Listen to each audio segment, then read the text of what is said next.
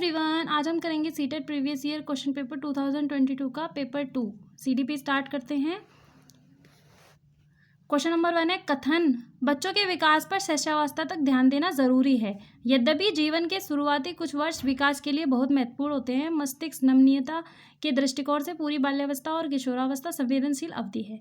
ये कह रहे हैं कि बच्चों के विकास पर शिशुअवस्था मतलब जब बच्चा छोटा होता है, शिशुअवस्था में होता है, तब हमें उस पर ध्यान देना ज़्यादा ज़रूरी हो जाता है, क्योंकि जो शुरुआती वर्ष होते हैं उनमें विकास का बहुत महत्वपूर्ण योगदान होता है। शुरुआती में जैसे बच्चे को स्टार्टिंग में जो जितना विकास जल्दी होता है उतना आगे जाके धीरे धीरे हो जाता है। ठीक है, तो शुरुआती में हमें बच्चों पर बहुत ध्यान की ज़रूरत है, क्योंकि उसमें जो उनका जो दिमाग है, जो मस्तिष्क नमनीयता है, उसके दृष्टिकोण से जो बाल्यावस्था और किशोरावस्था जो है संवेदनशील अवधि होती हैं। ठीक है, तो मतलब शिशुअवस्था शुरुआत से ही बच्चे पे ध्यान देना बहुत ज़रूरी है।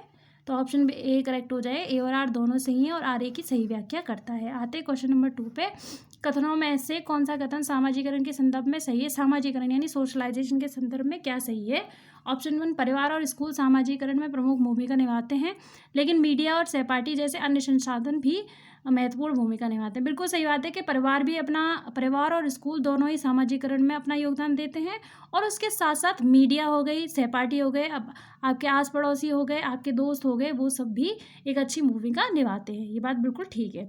ऑप्शन बी, स्कूल बच्चों के प्राथमिक सामाजिकरण की प्रमुख संस्था। देखो, प्राथमिक स्कूल नहीं है, प्राथमिक है अपनी फैमिली, अपने दोस्त, अपने परिवार, वो प्राथमिक है, क्योंकि सबसे पहले बच्चा अपनी फैमिली में रहता है, तो वो प्राथमिक है। जो स्कूल है वो सेकेंडरी है। ठीक है, तो ये गलत हो जाएगा। सी वाला है, मीडिया बच्चों के सामाजिकरण का महत्वपूर्ण संसाधन नहीं है। देखो, मीडिया नहीं है ऐसा नहीं बोल सकते, आजकल तो मीडिया का बहुत ज़्यादा योगदान है। ठीक है। डी आते, बच्चों के सामाजिकरण में धार्मिक संस्थाएं किसी भी तरह की भूमिका नहीं है। ऐसी बात नहीं है, धार्मिक संस्थाएं भी भूमिका निभाती हैं। ठीक है, तो ऑप्शन ए इसमें करेक्ट हो जाएगा। आते क्वेश्चन नंबर 3 पे। एक प्रगतिशील कक्षा में ऐसे वातावरण बनाने पर बल दिया जाना चाहिए जहां एक प्रगतिशील कक्षा, एक एक्टिव क्लास है, उसमें किस तरीके का वातावरण बनाना चाहिए। ठीक है, बच्चों की भावनात्मक आवश्यकताओं का ध्यान रखा जाए और वे अपने को महत्वपूर्ण समझे। उनकी मतलब बच्चों की जो भावनात्मक आवश्यकता है, जो भी उनकी आवश्यकता है, उन पे ध्यान रखा जाए, उनकी नीडों को और उनको समझा जाए। ठीक है, चाहे वो किसी बैकग्राउंड से हों, किसी भी बैकग्राउंड से हों, स्पेशल नीड वाले हों, जैसे भी बच्चे हों, उनकी भावनाओं को समझा जाए और उन्हें महत्वपूर्ण समझे। ठीक है, ये ठीक है। वैसे ऑप्शन है, बाकी पढ़ लेते हैं। बी, उपलब्धि उद्देश्यों पर बल दिया जाना चाहिए, मतलब सिर्फ उपलब्धि प्राप्त कर लो उस पर ही बल दिया जाना चाहिए, तो ये वाली बात नहीं है। हमें तो मास्टर उपलब्धि पे ध्यान देना है कि भाई बच्चों को सब चीज़ में अच्छे से फुल जानकारी हो। सी, अध्यापक के नेतृत्व में विद्यार्थी निष्क्रिय। ऐसा नहीं है कि सिर्फ टीचर बोलता जाएगा, बच्चे सुनते जाएंगे। अगर ऐसा ही चलता रहा तो बच्चे सो जाएंगे क्लास में, मतलब बच्चे निष्क्रिय रहेंगे तो फिर उन्हें वो उस चीज़ में इंटरेस्ट ही नहीं रहेगा। आते हैं डी पर। विद्यार्थियों से परीक्षा के लिए पढ़ना। हाँ, बस ये बोल दो कि भाई पूरे साल तो तुम आराम से मौज करो, और बस जैसे एग्ज़ाम आए उससे 1 महीने पहले पढ़ो और परीक्षा में अच्छे नंबर लाओ, बस बहुत है। ये चीज़ है, तो ये तो तीनों गलत हो जाएंगे, ऑप्शन ए करेक्ट हो जाएगा। ठीक है, अब आते हैं क्वेश्चन नंबर 4 पे। क्वेश्चन नंबर 4 में है, एक बच्चे को 3 पर्वतों का एक 3D मॉडल दिखाया जाता है, त्रियामी। यह व्यक्ति इस मॉडल को एक भिन्न जगह से देख रहा है और बच्चे को इस दूसरे व्यक्ति के दृष्टि क्षेत्र से देखे गए मॉडल को बनाने के लिए कहा जाता है, पर वह सही तरीके से नहीं बना पाता। मैं आपको समझाती हूँ कि एक बच्चा है, उसको 3 पर्वतों की एक 3D मॉडल दिया जाता है और उसको बोला जाता है कि आप इधर से देखो, तो वो उधर से देख रहा है। साथ ही एक दूसरे बच्चे को भी बोला जाता है कि आप दूसरी साइड से देखो, तो जो बच्चा दूसरी साइड से देख रहा है उसको पहली साइड वाले बच्चे से बोला जाता है कि उसने जो देखा है वो आप उसको बना के दिखाओ। लेकिन जो बच्चा होता है वो नहीं बना पाता। कुल मिला के बात ये है कि वो जो खुद देख रहा है सिर्फ वो वही बता पाता है, दूसरा उधर से क्या देख रहा है वो उसको नहीं बता पाता है। तो जीन पियाजे के अनुसार यह क्या दर्शाता है कि बच्चा खुद सिर्फ अपनी ही चीज़ को अपनी ही तरफ से देख पा रहा है, तो उस चीज़ को हम क्या बोलेंगे? आत्मकेंद्रियता, जीववाद, वस्तु स्थायित्व, परिकल्पना सोच। तो फिर वो उसका भी सोच सकता है कि भाई कल्पना सोच ले कि इधर से मुझे ऐसा दिखाई दे रहा है, तो उस साइड से उसको ऐसा दिखाई दे रहा होगा, तो वो तो नहीं है। वस्तु स्थायी तो बहुत छोटी उम्र में ही आ जाता है, बच्चा अपना टॉय ढूंढने लगता है, उसका टॉय छुपा दो तो फिर वो अपना टॉय ढूंढने लगता है। और जीववाद भी नहीं है। क्या हो जाएगा? ऑप्शन ए करेक्ट हो जाएगा। आत्मकेंद्रियता, उसमें आत्मकेंद्रियता आ जाती है, अपना सेंटर खुद से देखने की जो होती है वो आ जाती है उसमें। अब आते हैं क्वेश्चन नंबर 5 पे। जीन पियाजे ने प्रतिपादित किया है कि बच्चों को सोचने की प्रक्रिया वयस्कों से, जीन पियाजे कहते हैं कि जो बच्चों की सोचने की प्रक्रिया है वो वयस्कों से कैसी है, भिन्न है, गुणात्मक रूप से भिन्न है, मात्रात्मक रूप से भिन्न है, या काफ़ी मिलती जुलती है। तो देखो मात्रात्मक तो कुछ होता नहीं है, मिलती जुलती इतनी नहीं रहेगी कि बच्चा छोटा है और बड़े हैं उनकी सोच बिल्कुल मिलती जुलती तो नहीं रहती, क्योंकि बड़ों की सोच अलग रहती है, छोटों की भिन्न बिल्कुल भी नहीं रहती कि पूरी भिन्न है। कैसी होती है वो, गुणात्मक रूप से भिन्न होती है। मतलब जैसे हम क्या सोच रहे हैं कि हमें पेपर पास करना है, जॉब लगानी है, लेकिन बच्चे क्या सोचते हैं, मुझे ये वाला टॉय खरीदना है, मुझे इसके साथ खेलना है।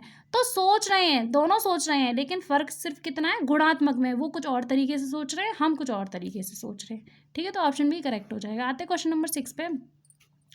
बालिका स्वयं से क्या कर सकती है और क्या को सहायता द्वारा पूरा कर सकती है। लेव वाइस्की ने इसके बीच के अंतर को किस रूप में संबोधित किया है कि देखो बच्चा खुद से क्या कर सकता है और फिर कुछ उसको हेल्प दे दी जाए तब क्या कर सकता है। तो इस बीच के अंतर को वाइगोस्की ने क्या बताया है, बुद्धि, समीपस्थ विकास का क्षेत्र, पहाड़ या समायोजन।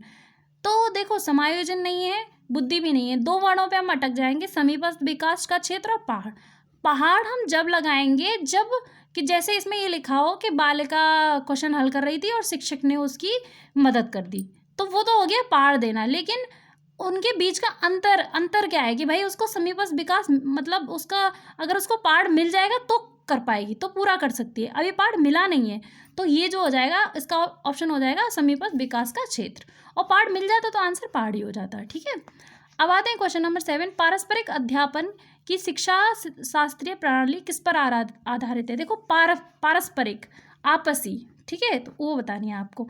तो व्यवहारवादी, अधिगम के सूचना संप्रेषण सिद्धांत, हार्वर्ड गार्डनर के बहुआयामी। तो वो तो बुद्धि से हो गया।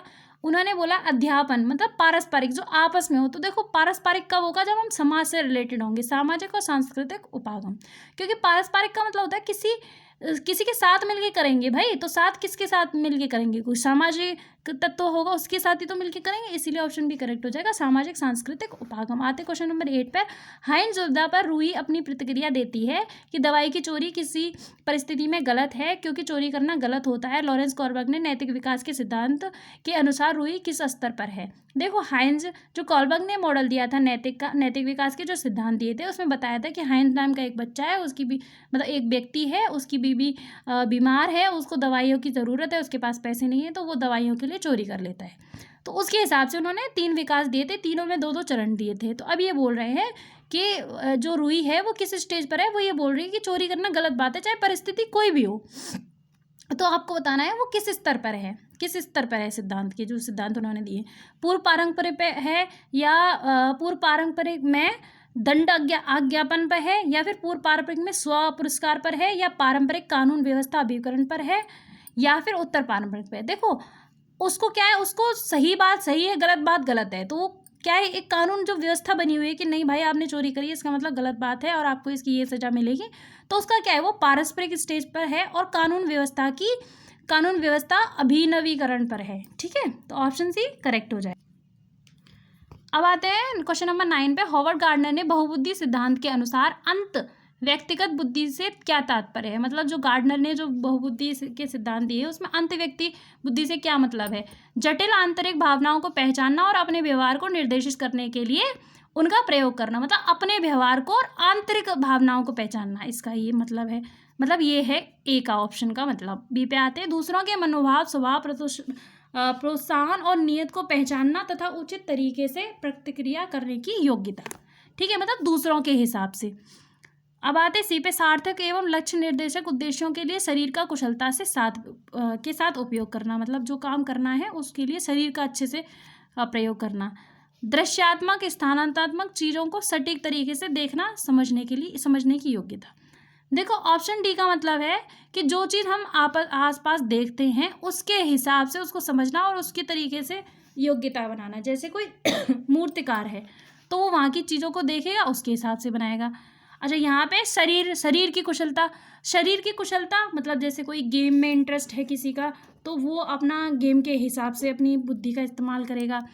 अब अंत व्यक्तित्व का मतलब ये हो गया अंत, अंत मतलब दूसरा, मतलब दूसरों के मनोभाव, दूसरों के स्वभाव, दूसरों के प्रोत्साहन, उनकी नीयत को पहचान कर उन्हीं के तरीके से, उचित तरीके से प्रतिक्रिया करना, कि दूसरा क्या चाह रहा है उसी हिसाब से उनको जवाब देना। तो ऑप्शन बी करेक्ट हो जाएगा।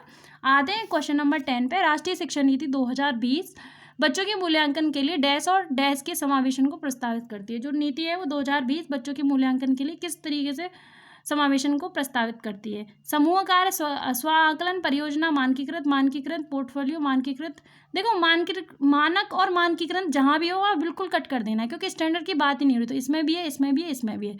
सिर्फ इसमें है कि समूह में कार्य करना चाहिए और खुद से आकलन करना चाहिए, स्व आकलन। ठीक है, बच्चे को पता, खुद से पता तो हो भाई वो उसने ये चीज़ गलत की है, खुद से आकलन कर पाए कि हाँ ये चीज़ सही है और ये गलत है। वो तभी कर सकता है जब वो अच्छे से उसमें पार्टिसिपेट करेगा, अच्छे से चीज़ों को समझेगा, अपना इंटरेस्ट निकालेगा।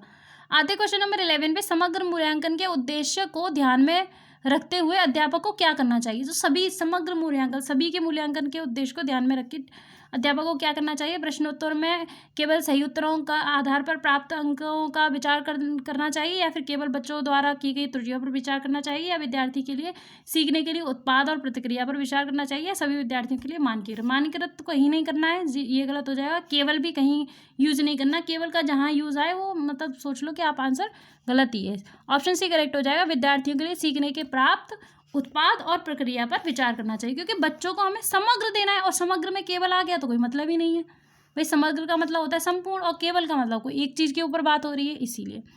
आते 12 पे। अधिकांश ये देखा गया है कि माताओं की उपस्थिति में लड़कों की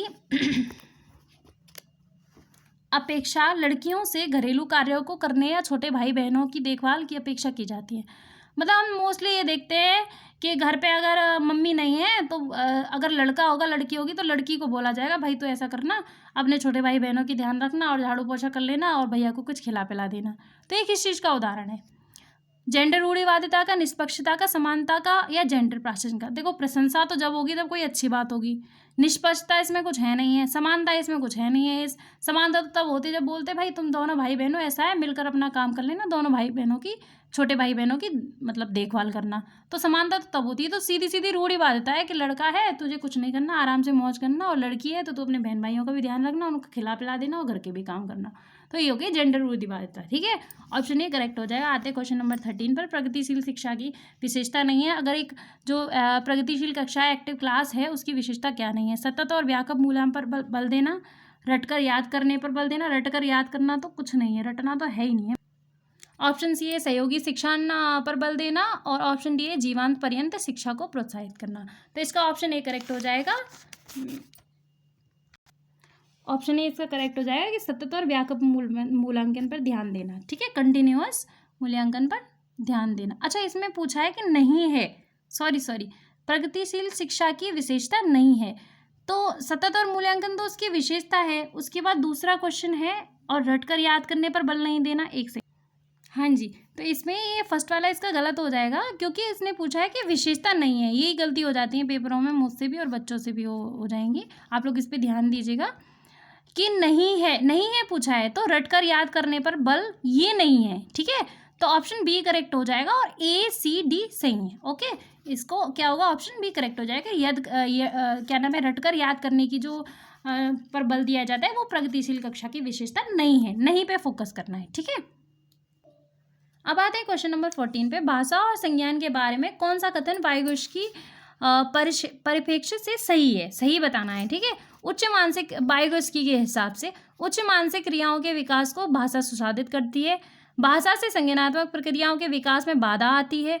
भाषा की संज्ञानात्मक विकास में भूमिका नहीं है। संज्ञान भाषा से स्वतंत्र रूप से विकसित है। तो देखो, संज्ञान भाषा से स्वतंत्र रूप से विकसित नहीं है, क्योंकि दोनों आपस में परस्पर मिलकर क्रिया करते हैं। संज्ञान में जो सोचा जाएगा वो हम भाषा के प्रति मतलब भाषा के थ्रू हम किसी को बता पाएंगे। ठीक है, तो अलग नहीं है, दोनों जुड़े हुए हैं भाई। संज्ञान से सोचेंगे तो सोच सोच के क्या करेंगे जब बोल के किसी को बता ही नहीं पाएंगे तो। ठीक है, और सी वाले में कि संज्ञानात्मक मतलब भाषा की संज्ञानात्मक में भूमिका नहीं है, ऐसी बात नहीं है। बिना भूमिका के क्या है भाई, कैसे बोलेंगे?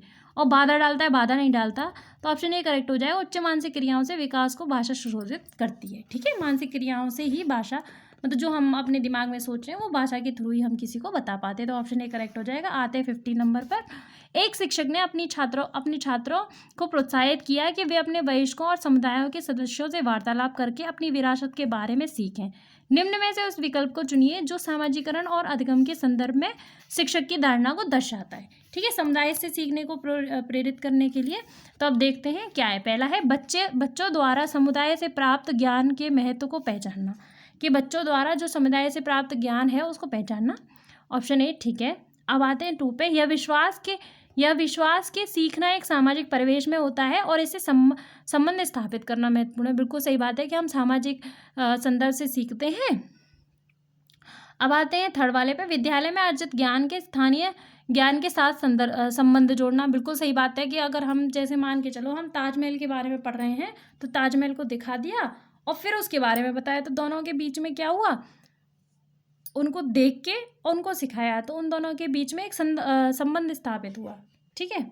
अब आते हैं विद्यालय द्वारा सिखाए गए ज्ञान को ज़्यादा महत्व देना। ऐसी वाली बात नहीं है कि सिर्फ विद्यालय में जो ज्ञान सिखाया गया उसी को ज़्यादा ध्यान दें कि भाई जो स्कूल में सिखाया जा रहा है बस वही है, बाहर से ना सीखे, सोशलाइजेशन ना हो। ठीक है, तो इसमें हमारा डी जो 4th वाला है वो थोड़ा हमें गलत लग रहा है।